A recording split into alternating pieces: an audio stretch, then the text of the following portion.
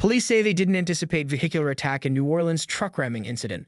New Orleans police said they did not anticipate that a vehicular attack would thwart their security measures after the driver of a pickup truck drove around a police car that was parked to block access to Bourbon Street and plowed into scores of New Year's revelers in a deadly attack. It wasn't something we expected to account for, New Orleans Police Captain Legion Roberts told reporters during a press briefing on Wednesday. The driver of a rented Ford F-150 Lightning truck rammed into and through the crowd early Wednesday, killing at least 15 people and injuring dozens of others, officials said. The suspect was fatally shot by police after opening fire on law enforcement, police said. Protective posts known as bollards, which are designed to block traffic, are in the process of being replaced on Bourbon Street ahead of the city hosting the Super Bowl this year, according to New Orleans Mayor LaToya Cantrell. The previous bollards were deemed ineffective by police and removed, and the replacements were not yet up ahead of Wednesday's attack, she said. A police cruiser was parked at the intersection Wednesday to block vehicle access to Bourbon Street. The suspect in the deadly attack drove around the vehicle and onto the sidewalk, police said. Graphic video showed the truck turn off Canal Street and drive around the police car, blocking the road and into the crowd. New Orleans Police Chief Ann Kirkpatrick said that police had been aware of the bollard situation and took steps to harden those target areas where the bollards were with patrol cars, barriers, and officers.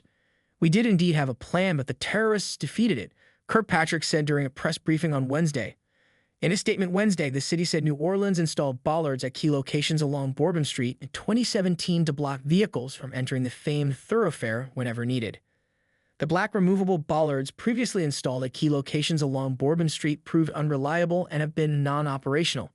In the interim, white gate barriers have been used in these areas managed by the New Orleans Police Department, NOPD, to secure the street and regulate vehicle access for safety purposes, the statement said. Construction on the Bourbon Street Bollard Assessment and Replacement Project began in November and is scheduled to be completed in February, according to the New Orleans Department of Public Works website, which also features conceptual images of the completed project, which will feature removable stainless steel bollards. The City of New Orleans is committed to ensuring the safety and functionality of Bourbon Street, the city said in Wednesday's statement. The Louisiana Governor Jeff Landry said Wednesday that the suspect was evil and could have easily attacked pedestrians on Canal Street, and said they are going to assess the security measures in place. We intend to be transparent in assessing any defects that may have existed in the system so that we can address them.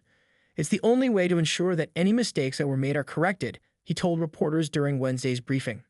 In the weeks leading up to the holidays, federal law enforcement and intelligence agencies warned police around the country that low-tech vehicle ramming was a key area of concern, and that they needed to prepare for such a possibility.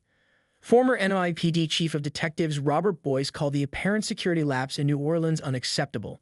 There's a failure here question. There's no question. There's a security failure, he told ABC News on Wednesday. If he defeats that car and pops up on the sidewalk, why wasn't there some device there? You could put a cement block there, for that matter, and temporarily until you get your bollards fixed.